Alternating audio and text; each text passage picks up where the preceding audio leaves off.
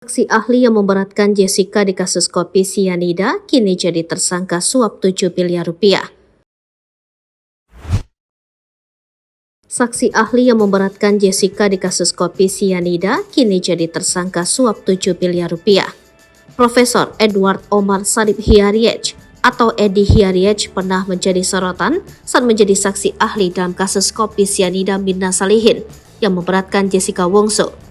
Kini KPK menetapkan Profesor Edi Hiaryech sebagai tersangka kasus dugaan suap 7 miliar rupiah Kamis 9 November 2023. Edi Hiaryech dikenal sebagai profesor termuda saat berusia 37 tahun dan menjabat Wakil Menteri Hukum dan HAM yang diangkat Presiden Joko Widodo. Ia wakil dari Menkumham, Profesor Yasona Lawli. Profesor Edward Omar Sarip Hiaryech atau Edi Hiaryech yang juga merupakan guru besar hukum pidana Universitas Gadjah Mada dikenal sebagai spesialis saksi ahli. Edi melakoni profesi sampingan saksi ahli sejak tahun 2006. Ia berhenti setelah ditunjuk menjadi Wakil Menteri Kemenkumham pada tahun 2020. Selama 14 tahun, aku sudah 800 kali menjadi saksi ahli di berbagai perkara, ujar Edi dalam sebuah tayangan TV 24 Maret 2023.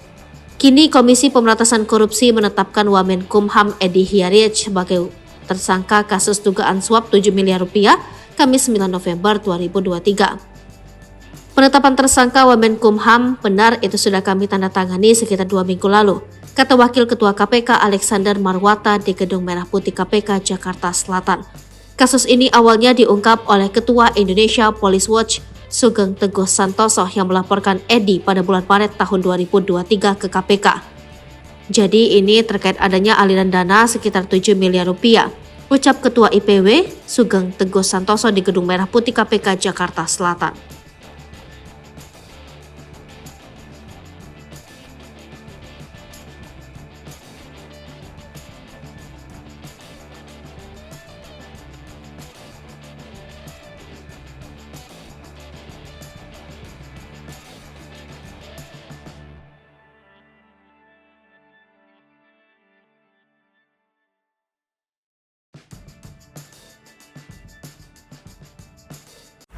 Download Tribun X sekarang, menghadirkan lokal menjadi Indonesia.